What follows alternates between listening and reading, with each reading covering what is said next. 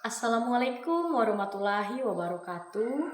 Perkenalkan, nama saya Winda Sarigea. Saya dari Nias Utara, program studi PGSD, NIM 860408 392. Baik, pada kesempatan ini saya akan mempresentasikan materi mengenai hubungan timbal balik antara filsafat ilmu dan pendidikan.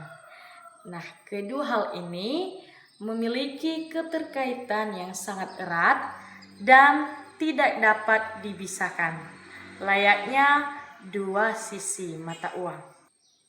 Baik, yang pertama yaitu bagaimana filsafat ilmu mengawasi dan memperkuat ilmu pendidikan. Nah, tentunya filsafat ilmu berfungsi sebagai landasan filosofis yang menjadi arah perkembangan ilmu pendidikan. Nah, poin yang pertama, caranya yaitu mengawasi eksistensi dan filsafat ilmu yaitu membantu kita memahami hakikat pendidikan sehingga pendidikan tidak kehilangan jati dirinya sebagai upaya memanusiakan manusia. Yang kedua yaitu memperkuat keilmiahan. Nah, melalui cara tersebut berpikir yang kritis, logis, dan sistematis. Filsafat membantu menyusun teori metode pendidikan agar lebih valid dan dapat dipertanggungjawabkan secara ilmiah. Dan poin yang ketiga yaitu menanamkan nilai.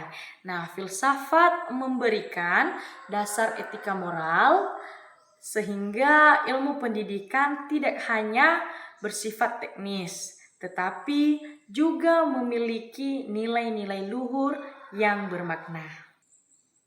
Nah, yang seterusnya yaitu yang kedua adalah sebaiknya pendidikan yang bermakna juga turut memperkuat perkembangan filsafat ilmu.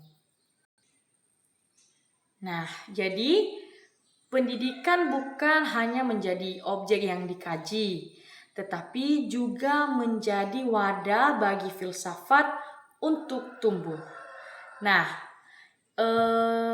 yaitu pendidikan menjadi laboratorium, tempat teori filosofi atau teori filsafat diuji dan diterapkan dalam praktik nyata. Seterusnya, dinamika dan tantangan dalam dunia pendidikan memunculkan pertanyaan-pertanyaan baru yang mendorong filsafat untuk terus berpikir lebih dalam dan berkembang. Nah, selanjutnya yaitu melalui pendidikan pula nilai-nilai dan pemikiran filosofis dapat diwariskan dan dipahami oleh generasi berikutnya.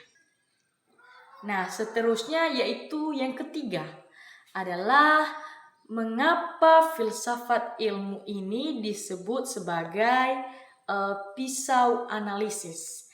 Nah, dalam pembedahan personal pendidikan, nah tentunya hal ini karena filsafat memiliki 3 sudut pandang utama yang utama yang sangat tajam dalam mengkaji masalah. Nah, yaitu ada beberapa kajian.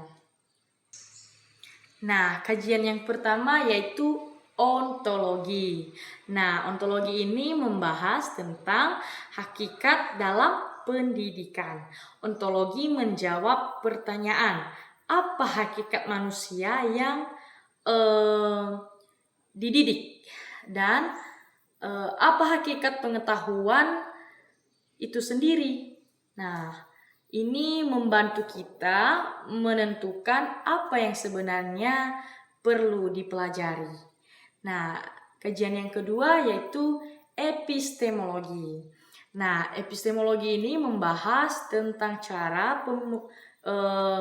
memperoleh pengetahuan dan berkaitan dengan metode pembelajaran dan juga metode penelitian yang benar, serta bagaimana kebenaran itu dapat dibuktikan dan dapat dipahami.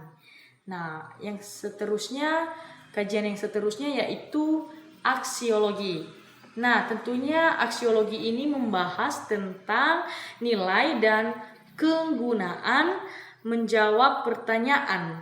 Nah, contohnya untuk apa ilmu ini digunakan dan apa dampaknya. Nah, aksiologi ini memastikan bahwa pendidikan selalu digunakan untuk kebaikan dan bermanfaat. Nah, jadi dengan ketiga aspek ini, masalah pendidikan dapat diurai dan dipahami secara menyeluruh. Nah, yang keempat yaitu berikutnya adalah contoh konkret penerapan filsafat ilmu dalam praktik pendidikan. Nah, contoh konkretnya yaitu yang pertama yaitu dalam kebijakan. Nah, kebijakan pembuatan aturan atau kebijakan pendidikan harus didasari oleh pandangan tentang hakikat manusia dan tujuan hidup. Nah, sehingga kebijakan tersebut adil dan berpihak pada kemajuan.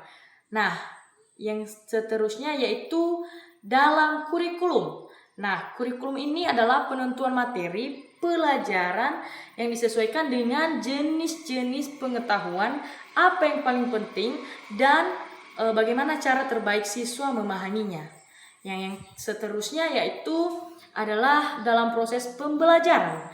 Nah, contohnya guru tidak hanya mengajar hafalan, tetapi menggunakan metode yang sesuai dengan cara berpikir siswa, serta selalu menanamkan nilai-nilai kejujuran dan tanggung jawab dalam setiap prosesnya.